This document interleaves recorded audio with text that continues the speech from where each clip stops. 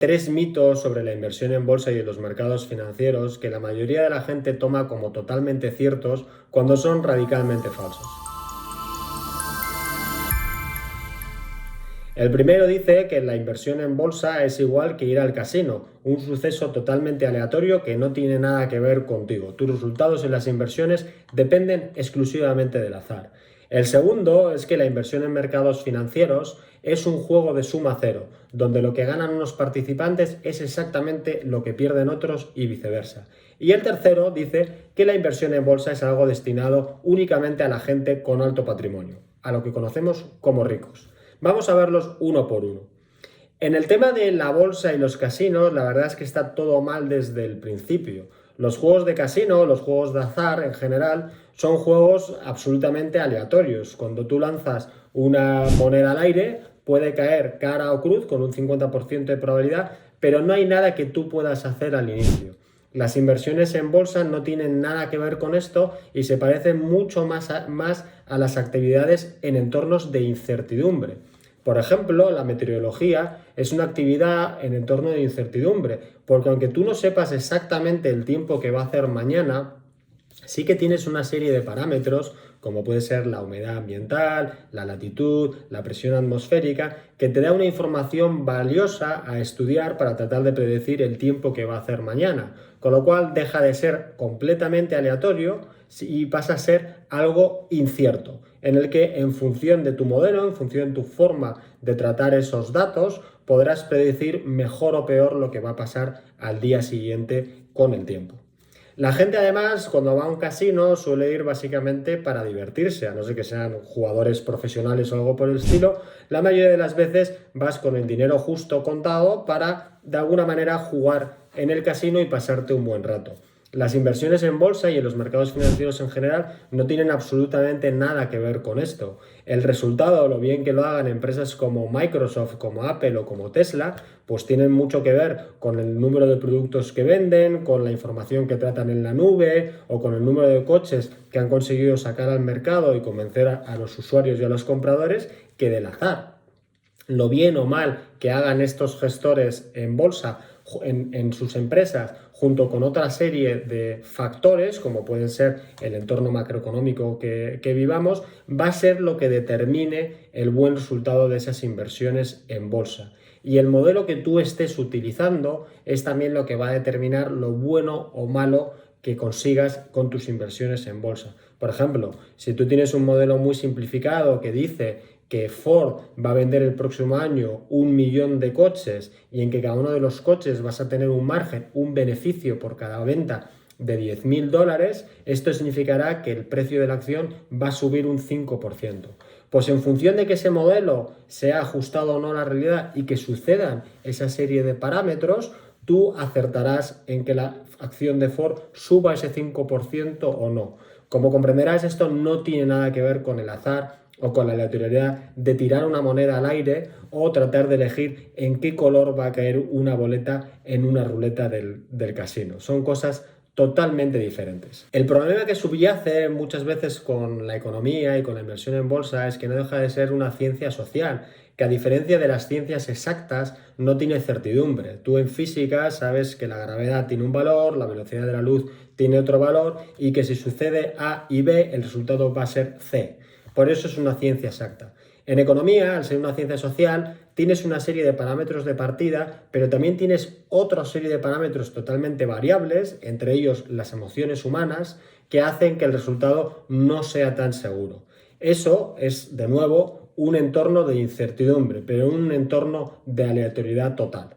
Así que lo que hay que hacer es tener un buen modelo, probarlo muchas veces, tratar de hacerlo cada vez mejor aprendiendo de los errores y eso conseguirá que tus resultados en bolsa sean mucho mejores. De hecho, a lo largo de la historia ha habido grandes gestores como Warren Buffett que tienen un historial de éxito absolutamente alejado de lo que podría ser un suceso totalmente aleatorio. Nadie es tan bueno durante tanto tiempo. El segundo de los mitos es probablemente el más controvertido, el más difícil de rebatir y en el que incluso más profesionales caen. Es en el que los mercados financieros se comportan como juegos de suma cero. Es decir, lo que ganan una serie de participantes es exactamente lo mismo que ganan otra serie de participantes. Aquí el problema es que estamos considerando la bolsa como si fuera un juego cerrado. Volviendo otra vez al tema de los casinos, tenemos un juego típico del casino que es el póker, que sí que sería un juego de suma cero.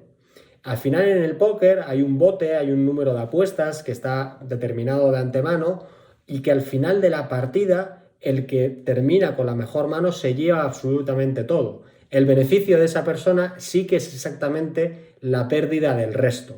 Al final, como decía, es un juego cerrado en el que el número de participantes, las apuestas están determinadas de antemano y lo que ganan uno lo pierden otro. En la bolsa no sucede en esto, los compradores y vendedores son continuamente diferentes, el número de empresas o de activos en los que puedes invertir también cambian durante el tiempo e incluso el mismo valor de los activos también cambian, ya que las acciones, los bonos, los fondos de inversión no valen lo mismo todo el rato, sino que fluctúan. Con el paralelismo del póker sería como si en la partida cambiaran el número de jugadores, cambiaran el tamaño de la apuesta e incluso cambiara el valor de las fichas que estás utilizando para jugar. Así que no tiene nada que ver. Solamente en un subconjunto de los mercados financieros, como es el de los activos derivados, ahí sí que podríamos hablar de un juego de suma cero porque es un tipo de inversión totalmente simétrica. Los que están comprando un derivado ganan o pierden exactamente lo que ganan o pierden lo que están vendiendo los derivados. Es verdad que habría que tener en cuenta el efecto de los intermediarios, las comisiones, pero más o menos en ese tipo de inversiones sí que estaríamos hablando de un juego de suma cero. En el resto, absolutamente no se parecen en nada, son cosas totalmente diferentes. De hecho, la prueba es que este tipo de crítica a la bolsa como juego de suma cero solamente se hace en las inversiones bursátiles. De hecho, nadie habla de juegos de suma cero, por ejemplo, en el mercado de automóviles o en el mercado inmobiliario, que también hay compras-ventas, también hay fluctuaciones de precio y también hay muchos cambios entre lo que uno ha comprado y posteriormente ha vendido. Ahí absolutamente nadie habla de juegos de suma cero. Solamente en la bolsa, por el estigma que tiene, que ya hemos comentado de juego de azar y como comentaremos después de actividad para ricos, es cuando se determina o se habla de que es un juego en el que lo que ganan unos lo pierden otros. Piensa, por ejemplo, que si esto fuera así, sería muy difícil que las bolsas hayan ido subiendo a lo largo del tiempo. Si cogéis cualquier gráfico de los últimos años, pues verás que, por ejemplo, la bolsa americana ha subido de media un 9% anual y esto sería muy difícil, por no decir imposible, dentro de un entorno en el que lo que ganan unos sea lo que pierden otros. O por ejemplo, te pongo un ejemplo mucho más concreto. Imagínate que tú mañana compras una acción de Apple a $170 la acción. Dentro de un mes se la vendes a otra persona a $210 la acción. Esta persona termina vendiéndosela a otra a $250 la acción, que finalmente se la vende a una cuarta a $180 la acción. Como comprenderás o como verás, lo que han ganado unos no ha sido lo que han perdido otros. Podría ponerte un ejemplo en el que todos han ganado esa cadena o todos han perdido en esa cadena y las cantidades y las proporciones no serían las mismas. Un último ejemplo, imagínate que una de las acciones de bolsa quiebra o que un bono que está cotizando deja de pagar y por tanto su precio va a cero. ¿Quién ha ganado esa diferencia? Nadie ha ganado esa diferencia, nadie ha ganado por esa quiebra y simplemente todos los que estaban como compradores han perdido. Así que no, por mucho que insistan, la bolsa no es un juego de suma cero. Lo triste de este pensamiento es que muchos políticos lo han utilizado de manera partidaria para ampliar el concepto de juego de suma cero a la economía en general, pensando que la economía en su conjunto también es un juego de suma cero por el que hay ganadores y perdedores. De ahí viene este discurso de los ricos contra los pobres, en el que los ricos son ricos porque se asientan en las pérdidas de los pobres. Al final es ver la vida como una carrera y la economía como una tarta ya dada en la que tienes que trocearla y ganarte el mayor trozo. La realidad es que la vida es colaborativa, puedes crear tu propia tarta, puedes compartirla con otros, puedes hacerla más grande y puede no importarte en absoluto el trozo de tarta de los demás.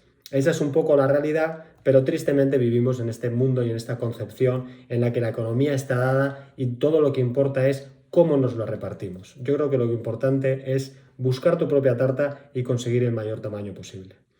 Por último, y también muy importante, vamos a ver el mito de que la inversión en bolsa solamente está destinada para la gente que es muy rica. Aquí hay varios problemas también. El primero es que en las sociedades occidentales hay, por distintas circunstancias y motivos, poca capacidad de ahorro.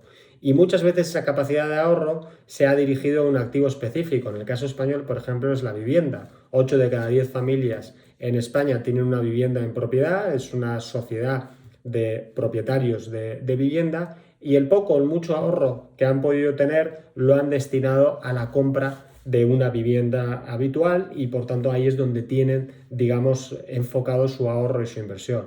Segundo, es que la educación financiera en muchos países es muy pobre y no nos están enseñando desde pequeños los beneficios de ahorrar y sobre todo de invertir. No es solo importante ahorrar y tener dinero en cuenta, sino que lo más importante es poner ese dinero en funcionamiento para conseguir tus objetivos económicos. Será mucho más fácil tener una vida plena y conseguir todos los objetivos en tu vida si desde el principio consigues ahorrar y consigues poner esos ahorros en funcionamiento en vía de inversión. Tercero, de nuevo, en la mayoría de países occidentales, la mayor preocupación para el ahorro es tener una pensión digna el día de mañana. Pero al mismo tiempo, la mayoría de los estados nos han prometido que nos van a conseguir esa pensión digna sin que nosotros nos demos cuenta. Esta engañifa, este esquema Ponzi en el que vivimos, que la verdad que nos daría para otro vídeo, es lo que está suponiendo que la mayoría de la gente no dedique tiempo a ahorrar y a invertir como debería para conseguir sus beneficios económicos en el futuro. La realidad es que la inversión es una actividad de todo el mundo. No hace falta que seas muy rico o que tengas mucho patrimonio para poder hacerlo. Al final lo que tienes que conseguir es una capacidad de ahorro, que al principio puede ser poco y luego puede ir incrementando, y que ese ahorro lo pongas a rendir para que ese dinero funcione por sí mismo y te vaya consiguiendo el patrimonio que deseas el día de mañana. Lo que sí es cierto en esta comparativa, y como no puede ser obvio, es que a mayor patrimonio tendrás mayores opciones y mayores oportunidades de inversión que si tienes menos patrimonio. Es igual que cuando vas a un concesionario a comprar un coche. En función de tu presupuesto, pues podrás enfocarte a comprarte un tipo de coches de una cierta gama, o si no tienes tanto presupuesto, pues tendrás que dedicarlo a coches algo más modestos. Pero eso no significa que no puedas comprar un coche. Así que aunque no tengas un patrimonio gigante, eso no significa que no puedas ahorrar y sobre todo invertir. Mi recomendación es que no hagas caso a estos mitos, que salgas de esta zona de desinformación y de desconfort y que trates sobre todo de formarte, educarte para conseguir invertir con disciplina, que va a ser la mejor manera de que consigas los objetivos financieros que te hayas marcado para ti y para tu familia.